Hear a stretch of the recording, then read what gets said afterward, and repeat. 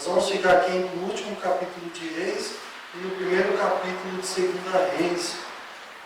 E há um tempo aqui eu preguei uma mensagem aqui, vou ser bem breve, tá, irmãos, para a gente não passar do horário, que falava sobre altares quebrados, né? Um pouco ali da vida de Elias. E essa mensagem ela está nesse contexto, né? Eu estava estudando essa parte histórica aqui de Israel e preparei algumas mensagens, né? E essas mensagens elas têm que ser pregadas, né, pastor? A gente muitas vezes tem mensagens que a gente não pregou, mas vai chegar o tempo delas.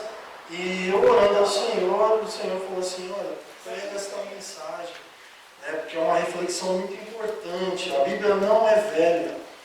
A Bíblia ela é um livro que fala e continuará falando até o dia da volta de Cristo. Essa palavra vai continuar falando, ela não envelhece, porque ela é a palavra de Deus. Amém? Então, 1 Reis, capítulo 22, né, o último capítulo aí, nós vamos falar aqui sobre a morte de Acasias, né? Se você não conhece Acasias, hoje você vai conhecer Acasias, que era filho do rei Acabe, né? A palavra do Senhor diz assim no versículo 52 a 54. E Acasias, filho de Acabe, começou a reinar em Samaria, que era a capital, né, dos dois reinos que estavam divididos de Israel, no ano 17 de Josafá, rei de Judá, que era o outro reino. E reinou 2 anos sobre Israel. E fez, olha só, presta atenção, era o rei de Israel.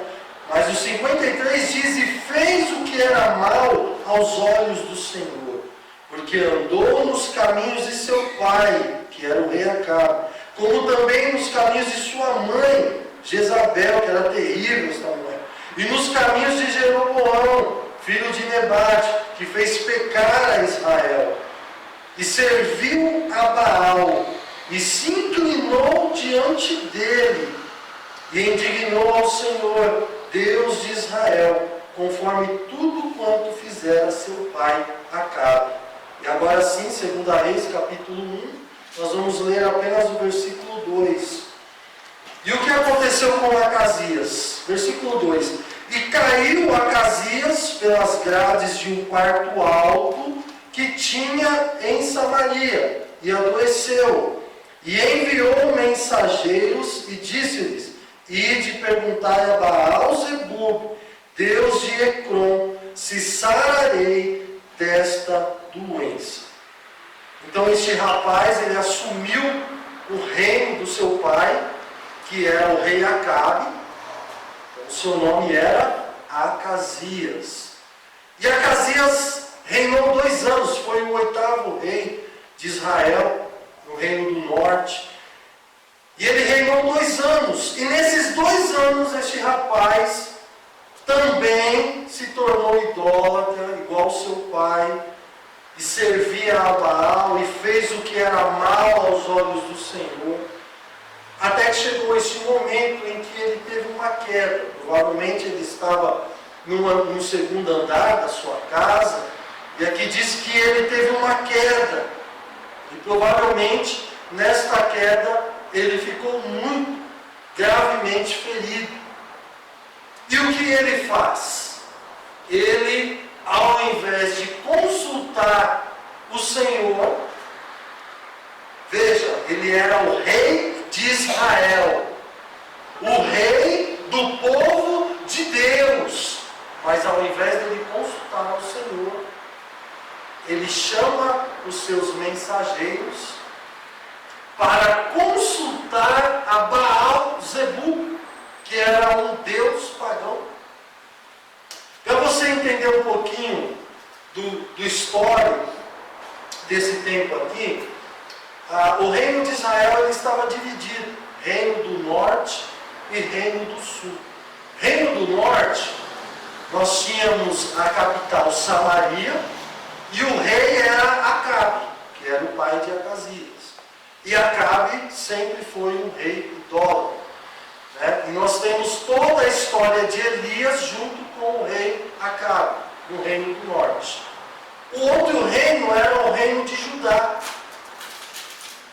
que era o reino do sul, capital, Jerusalém, e o rei era o rei Josafá. E Josafá era temente a Deus. Por que Israel se dividiu? Você vai entender que desde lá da casa de Davi, tá? Aquele pecado de Davi trouxe consequências terríveis para a vida de Davi e para o reino também, porque os seus filhos não serviram ao Senhor. Davi era temente a Deus, mas os seus filhos. Tá? Então você vai entender depois porque houve essa separação. Muito bom nós entendemos a palavra do Senhor. Então o que acontece? Acabe, que era o pai de Acasias, ele havia decretado uma guerra contra o rei da Síria, que era o rei Ben-Hadad. E nessa declaração de guerra e nessas negociações de guerra, o rei Ben-Hadad, que era o rei da Síria, propôs um tratado de paz. E disse para Acabe: olha, não vamos guerrear, você já nos venceu algumas vezes, vamos fazer um tratado de paz. Eu vou devolver algumas cidades que nós tomamos de Israel em outras guerras, e nós nos tornamos em paz. E Acabe aceitou a isso. Porém, contra a vontade do Senhor, mas ele aceitou. E o que aconteceu? Ben-Hadad não cumpriu essa promessa. E teve uma cidade, que era Ramote de Gileade, que ele não devolveu para Israel. E por causa desta cidade, Acabe torna a declarar guerra contra a Síria. E aí olha só como era o rei Acabe. Acabe ele já tinha tido várias experiências com Elias, inclusive da última mensagem que eu preguei dos 450 profetas de Baal, do que Deus fez, fogo do céu. Mas as pessoas não querem Deus. É como hoje. Irmãos, pode aleijado andar nesse lugar, pode cego enxergar. Deus pode fazer maravilhas, ressuscitar mortos neste lugar. Mas tem pessoas que vão falar: não quero ir para a igreja, eu vou servir Baal Zebub. E o que aconteceu? Acabe ele chama novamente 400 profetas lá de Aserá, pagãos, para que profetizasse para ele se ele ia ter vitória nessa guerra, ao invés de buscar o Senhor. E aí os profetas, querendo agradar a Acabe: não, vai ser vitória, vai dar tudo certo. Parece mais ou menos como hoje, né? Você vai em algumas igrejas aí, é só vitória, só vitória, só vitória. Tudo vai dar certo, é só coisa boa, é só carro na mão, é carro zero, é casa na praia. Porque os profetas pagãos, eles só profetizam coisa boa. Eu quero ver você profetizar, meu irmão. Luta. Porque o profeta do Senhor hoje, eu vou falar isso aqui, né, em nome de Jesus, o profeta hoje, ele é um homem de lágrimas. Porque não seria fácil você ser um profeta do Senhor. Porque Deus, ele fala o que é. Deus não fica dando agradinho a ninguém.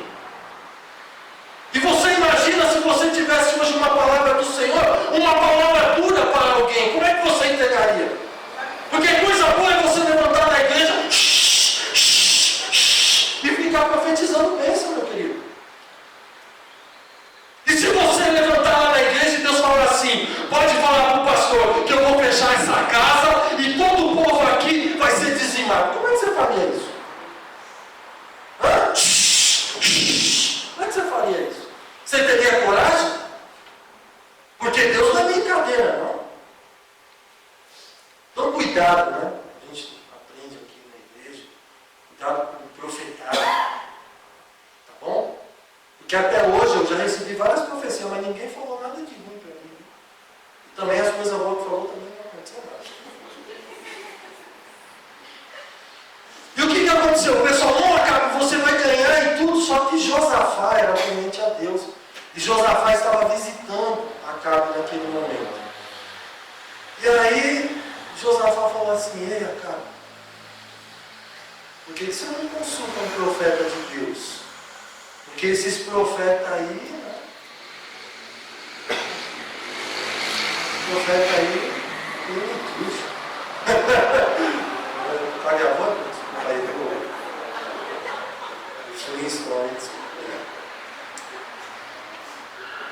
Aí o que aconteceu? Acabe falou assim, sabe o que é, Josafá?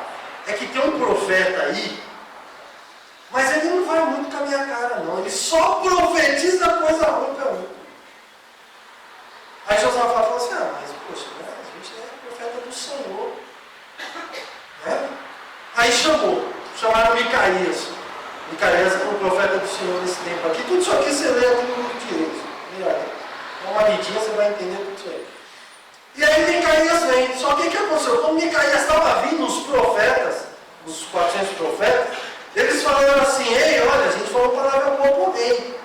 Vê se você fala uma palavra boa, rapaz. Se tu fala só uma coisa ruim, por isso que tu tá aí, a gente tá aqui, ó. A gente come, bebe na mesa do rei. Você só fica aí preso aí, né? E aí Micaías, como um servo de Deus, o que ele falou? Ele falou assim, eu vou falar aquilo que Deus me falar. Aquilo que o Senhor me falar, eu vou falar. Aí acho que o pessoal já viu. Né? E aí chegou Micaías e não deu outra. E aí Micaías, no começo ele até fala, não, pode ser que Deus abençoe aí. Mas aí Acabe, não, fala a verdade, rapaz. Ele falou assim, olha, eu vi mais ou menos como uma visão aí, Deus falando, quem é que ia incitar você para ir para a guerra, porque você ia cair lá na guerra. E aí apareceu um demônio, um espírito lá, e falou assim, eu vou entrar como um espírito de mentira, lá nos profetas dele, para induzir ele a ir à guerra, mas você vai morrer. Sabe o que aconteceu? Mas sabe o que aconteceu? Micaías apanhou.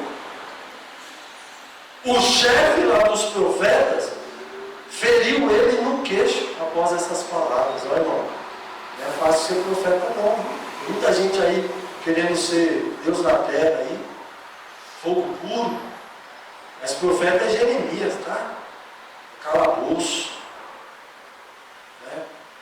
Muitas vezes você está no pó. Isso é profeta. E aí o que aconteceu? Prenderam Micaías, e aí Acabe falou assim, isso aí é mentira, isso aí. Acabe não deu ouvido. E é o que acontece hoje. Quando alguém vai te falar alguma coisa, te corrigir, quando alguém a gente vai falar assim, Deus vai passar o prumo em você, meu. Deus quer te consertar, você está no caminho errado.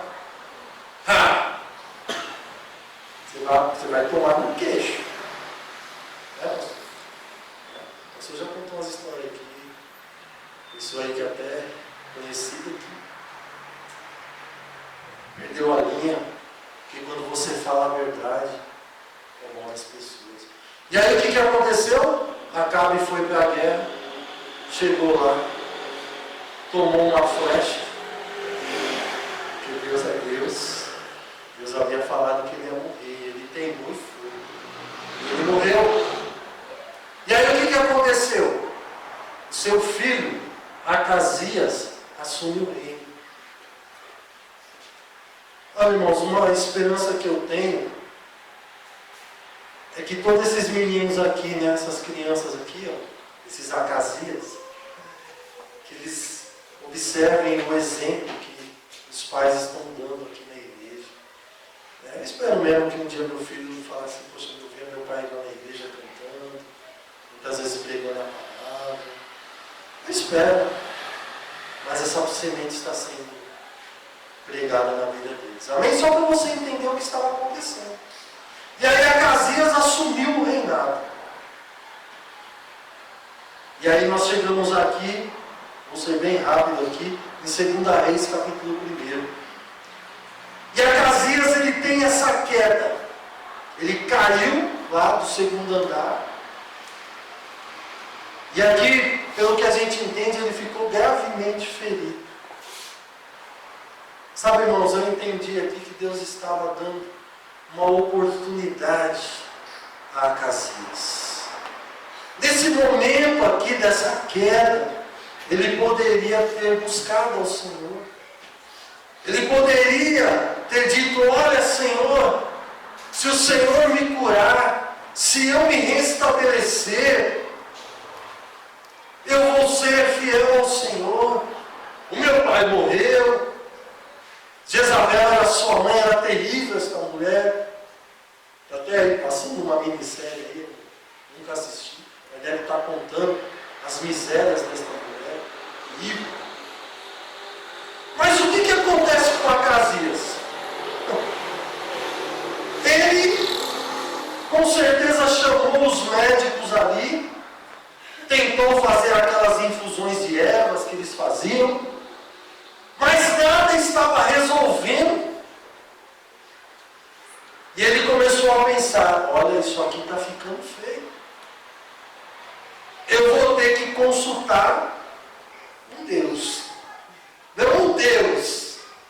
E aí o que ele faz?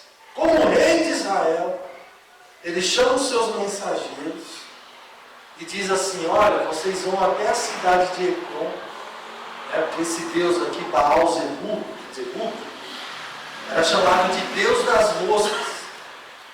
Bonito, né? Deus das moscas. Essa é fera, né? Vai comandar todas as moscas lá na região. E aí ele vai mandar os seus mensageiros lá à cidade de Ecrom, que era a cidade lá dos filisteus lá. Ficava 60 quilômetros de Samaria, 2 dias andando. Aí ele disse assim: vocês vão lá e perguntam se eu vou sarar. Vocês perguntam se eu vou ficar curado desta enfermidade. Sabe, irmãos, isto afrontou a Deus. Ao ponto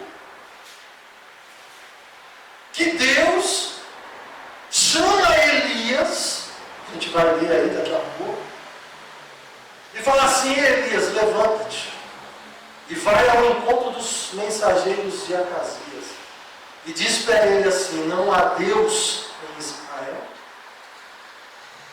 Portanto, desta cama você não vai descer, porque as camas antigamente eram altas, às vezes você tinha que subir nas camas. Então, por isso ele fala: dessa cama você não vai descer, certamente morrerás. Eu quero dar uma pausa aqui rapidinho, antes da gente continuar. Irmãos, o mundo hoje está em trevas. O mundo jaz nas trevas, na escuridão. Aí fora existem centenas de pessoas destruídas nas suas vidas. A dor que existe neste mundo, a tristeza, as tragédias que acontecem neste mundo, o desespero que existe neste mundo. Mas mesmo assim, as pessoas estão buscando conselho não em Deus. Estão buscando em deuses como Baal-Zebu. A confiança das pessoas hoje, meu querido, está nas cartas do tarô, na cabala. A esperança das pessoas hoje estão nos deuses, nas esculturas, que tem boca, mas não fala, tem ouvido, mas não ouve. E os intelectuais, a confiança deles está na ciência, porque a ciência, meu querido, eu quero que prove. A ciência um dia vai provar para eles que hoje eles são um macaco evoluído. Eu não. Você é? Eu não. Que a ciência prove que eles são uma evolução do macaco. É preciso ter mais fé nisso do que para crer na Bíblia, sabia, pastor? Porque se a história bíblica pode ser uma história louca, meu irmão, você crê na teoria da evolução, você tem que ser mais louco ainda. Mais louco ainda. A confiança das pessoas está no euro, no dólar. Não vou dizer no real, porque o real, né? O real não dá esperança. A esperança das pessoas está na sua conta bancária, no seu cartão de crédito. Então as pessoas dizem assim: não, eu não vou na igreja. Se eu cair enfermo hoje, eu vou no Albert Einstein e serei curado. Será? Quantos ricos será que morreram nesta tarde lá no Albert Einstein? É por isso, meu querido, que eu quero dizer para você que você se junte a mim nessas palavras. A minha esperança está no Deus de Israel, porque Ele sim tem a nossa vida em suas mãos. Ele sim é um socorro bem presente. O nosso Deus é uma rocha. Aleluia. Como diz o Salmo 121, leva os meus olhos para o monte, de onde me virá o socorro. Não dormirá aquele que guarda Israel. O Senhor guardará a tua entrada e a tua saída. Meu querido, não tem Baal-Zebub, não tem Satanás, não tem demônio que seja maior do que a onipresente e onisciência presença de Deus. Aleluia. Glória a Deus. E então Acasias enviou os mensageiros, mas Elias os interceptou. Você conhece Elias? Deixa eu te falar uma coisa para você de Elias. Elias era um homem totalmente dependente de Deus. Elias, para mim, de todos os homens de Deus, Elias, para mim, ele é uma incógnita. Até hoje eu fico analisando a vida de Elias para entender o que era este homem. Porque Elias, ele não tinha uma vida. A vida dele era o próprio Deus. Elias, ele não tinha vontades. Elias, ele só se movia pela palavra de Deus. E você vai ver aqui, no versículo 3 aí, de 2 Reis, aí no comecinho do capítulo 1. Mas o anjo do Senhor disse a Elias, o tisbita: levanta-te. Tisbita porque ele era da cidade de Tisbe. Meu irmão, o anjo do Senhor falava com Elias.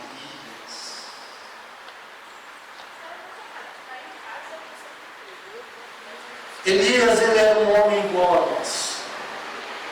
Elias sentia frio, calor, fome.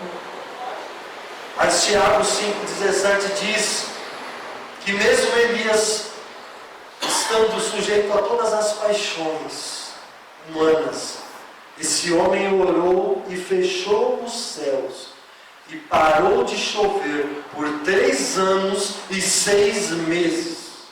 E depois ele orou novamente, e o céu se abriu, e a chuva desceu, e a terra deu o seu fruto. Então Elias para os mensageiros de Acasias, e ele diz assim: olha, volta lá para o rei, e fala para ele assim: porventura não há Deus em Israel? Finalzinho do versículo 3, para ides consultar a Baal-Zebub, Deus de Ecrom? Versículo 4, e por isso assim diz o Senhor: da cama que subiste não descerás, mas sem falta morrerás. os mensageiros voltaram. E aí chegaram, o rei falou: o que foi? O que aconteceu? Por que vocês voltaram? Eles falaram: só um homem aí parou a gente. E ele falou assim: olha, volta lá para o rei, pergunta para ele, não há Deus em Israel. Eu acredito que nesse momento Acasias deu aquela gelada, né? Aquele friozinho na barriga, e falou: eita. E aí olha só a malícia de Acasias. Ele falou assim: como é que é esse homem aí? Ele tem os cabelinhos brancos, assim, uma barbinha branca, usa uma camisa quadriculada, usa um tal de tênis azul. O pessoal, ele mesmo. Deixa eu falar uma coisa aqui para você aqui. Você sabia que você tem uma veste espiritual? Você sabia que Elias era conhecido pela sua veste? Mas essa veste aqui, ela tem algo espiritual. Porque aqui, ó, em Eclesiastes 9:8, depois você lê, diz assim: em todo tempo sejam alvas as tuas vestes, brancas, e nunca faltes sobre ti o óleo da unção. Você é conhecido no mundo espiritual, meu querido, pelas vestes que você anda. Elias era conhecido pelas suas vestes, também pela sua unção de Deus. Acasias não gostou das palavras de Elias. E o que ele fez? Pegou 50 soldados e um capitão. Presta atenção nisso, para você ver que coisa louca que é a unção de Deus sobre a vida de Elias. E aí falou assim: ó, vai lá e traz Elias aqui. Aí saiu 50 soldados com um capitão. O capitão chegou lá, ó, vamos acompanhar aí, ó, versículo 9. Né? Então enviou um capitão de 50, subindo a ele. E eis que Elias estava sentado no cume do monte. E disse-lhe: homem de Deus, o rei disse: desce. Interessante, viu, irmão? Você quer ter o poder de Deus na sua vida? Você quer, João? Você tem que estar lá no cume do monte. É lá que é o lugar do poder e da unção de Deus. O que é o cume do monte? O lugar da adoração. O lugar da renúncia. É onde os lugares que Elias viviam eram esses lugares. E era ali que Deus falava com ele. Então, eu vou correr aqui com o texto, porque a minha reflexão aqui no final, já estou terminando. Então, o que acontece? Vem o primeiro capitão, olha para ele. Alguns estudiosos dizem que esse capitão, quando chama ele de homem de Deus, estava meio que zombando dele. Mas o capitão, isso é uma análise. A palavra de Deus está aí para nós interpretarmos. Mas ele diz: homem de Deus, desce. E aí Elias, o que Elias faz?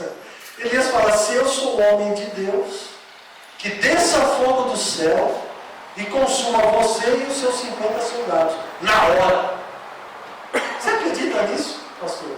Você imagina essa cena? Elias lá no cume do monte, 50 homens lá embaixo, o capitão. E Elias olha e fala assim: ah, vocês estão aí? Se eu sou um homem de Deus, desce fogo do céu agora e consuma vocês. Eita glória.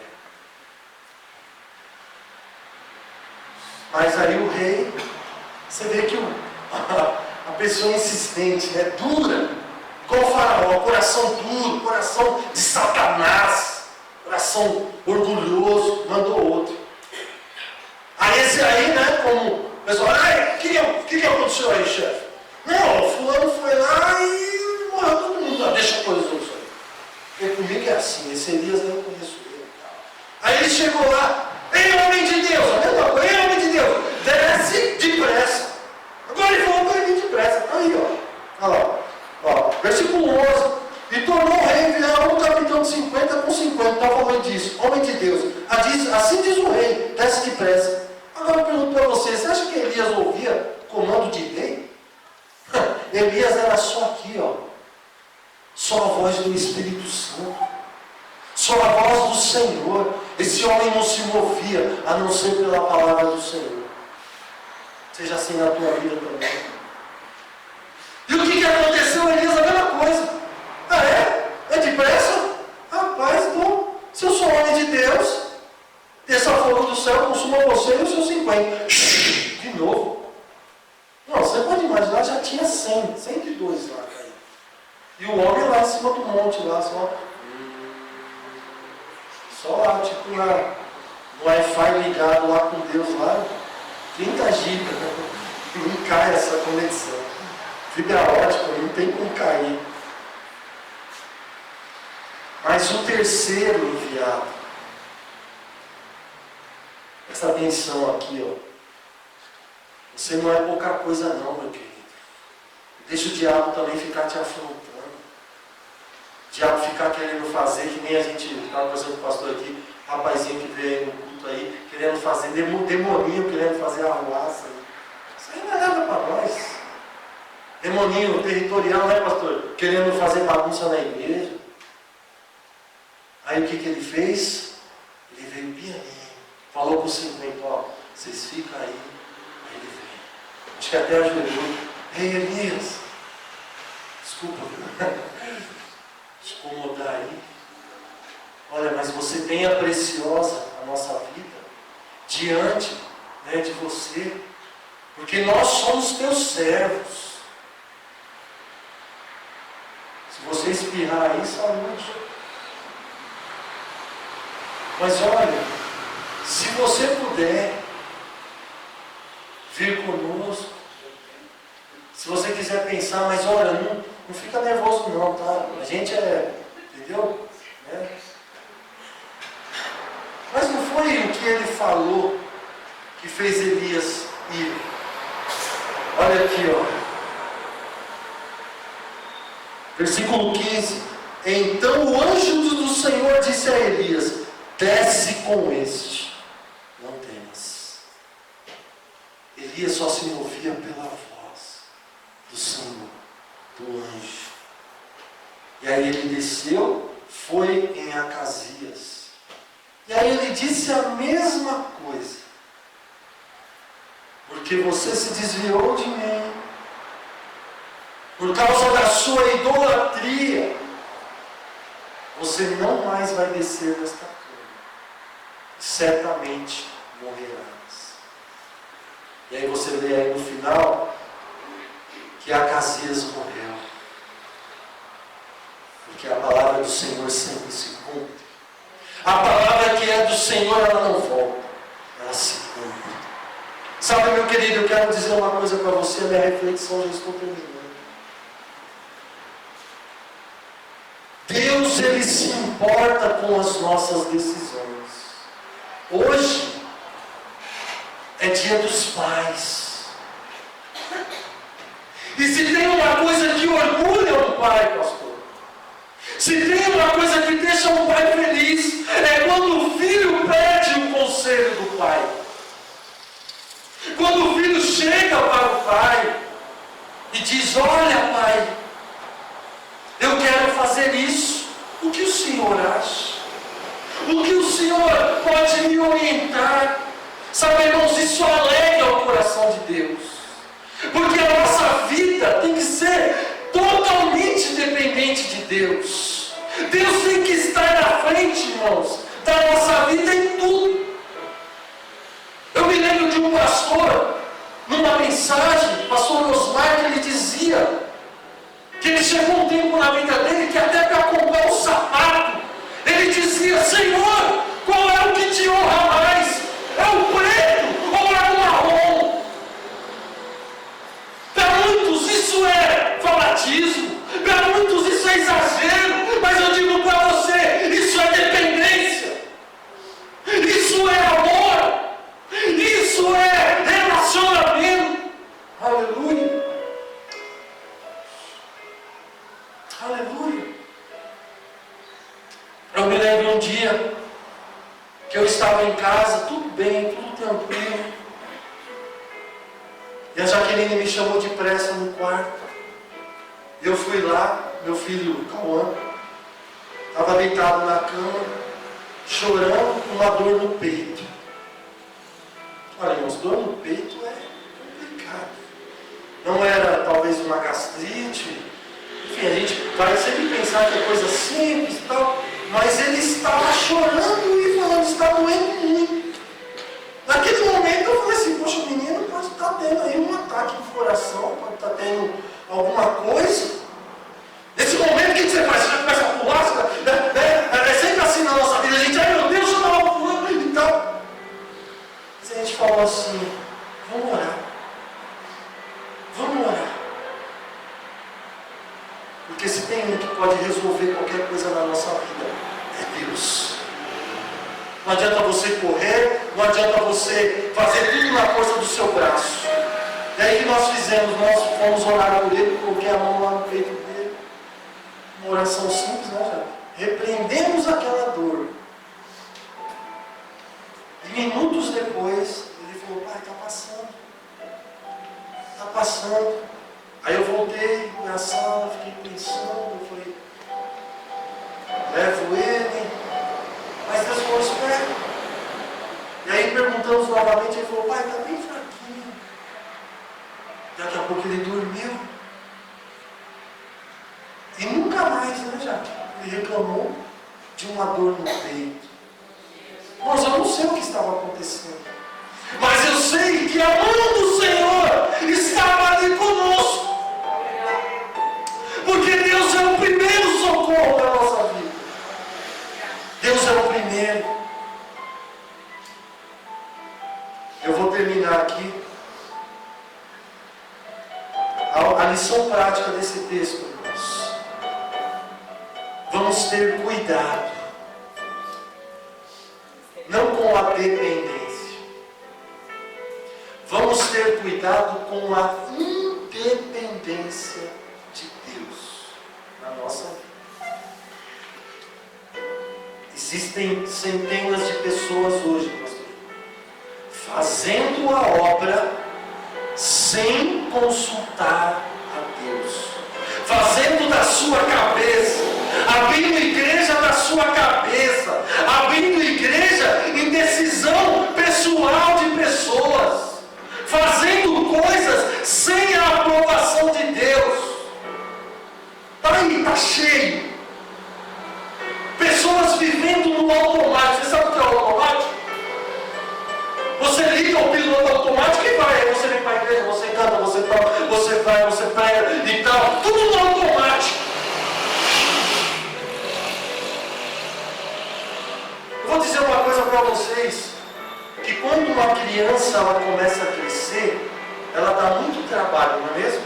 Fralda, mamadeira, quieta, cuidados, não é assim? Quando a criança começa a, como os grandinhos aqui agora, se tornar independente, o que o pai e a mãe faz? Opa, agora está mais tranquilo de ir para a igreja, não é isso? Porque ele está o quê? Menos dependente do pai e da mãe. Mas para Deus não é assim.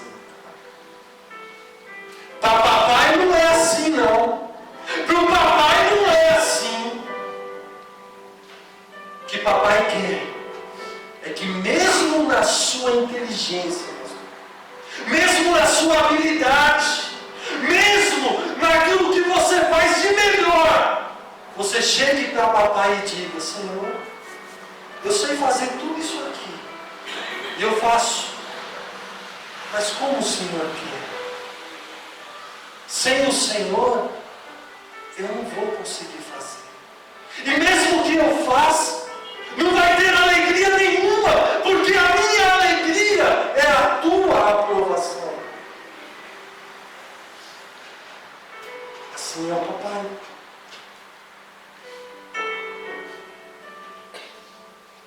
Nós vamos orar, vou pedir para que você fique de pé. Olha só como a gente vai fazer esta oração. Geralmente, irmãos, a gente ora pedindo para Deus fazer, não é isso? A gente ora a Deus e fala assim, Senhor, faça isso. A gente dá ordem para Deus. A gente fala assim, Senhor, Shazam. Mas na verdade, o que Deus quer de nós, irmãos, é que nós possamos perguntar a Ele: Senhor, como que o Senhor quer que eu faça? Senhor, como eu posso agir nessa situação? Me ensina. Me ensina, Senhor. Eu não consigo fazer sozinho. Eu não consigo, eu sou limitado. Eu não tenho forças. Era exatamente isso que Deus queria de Acabe, de Acasias. Você lembra do rei Zedequias? O profeta entrou e disse: você vai morrer para a tua casa. O que esse homem fez? Diferente de Acasias. Esse homem falou: não. Ele orou a Deus e pediu misericórdia para Deus. Ele reconheceu que Deus era soberano sobre a vida dele. Deus falou: ei, profeta, é isso. Volta lá.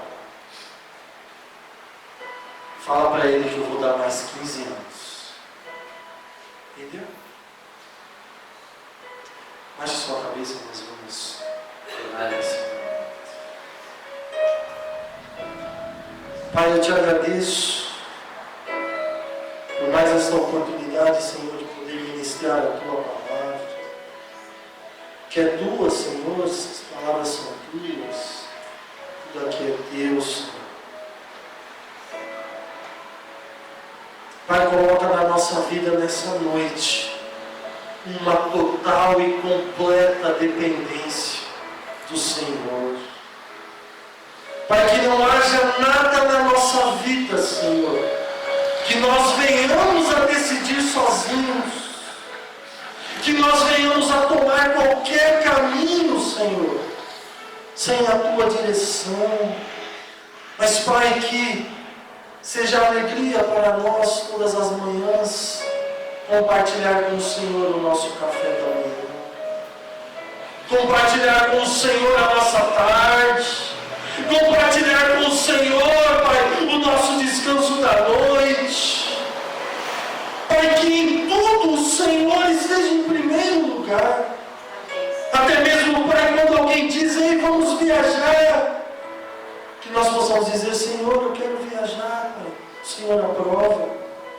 Senhor, dá um descanso. Posso ir, Senhor. Senhor, abençoa, oh, Senhor. Que esse seja o nosso coração. Eternamente, Pai, o nosso coração seja dependente de Ti. Mesmo, Pai, quando o Senhor honrar os Teus servos, Pai, dar a eles cargos, posições, habilidades, Senhor, sabedoria, mas que ainda assim, ó Pai, tudo possa ser Teu. E que nós venhamos a reconhecer que tudo veio do Senhor e que nós somos apenas, como o Senhor Jesus mesmo disse, como crianças, porque delas são o reino dos céus. Em nome de Jesus.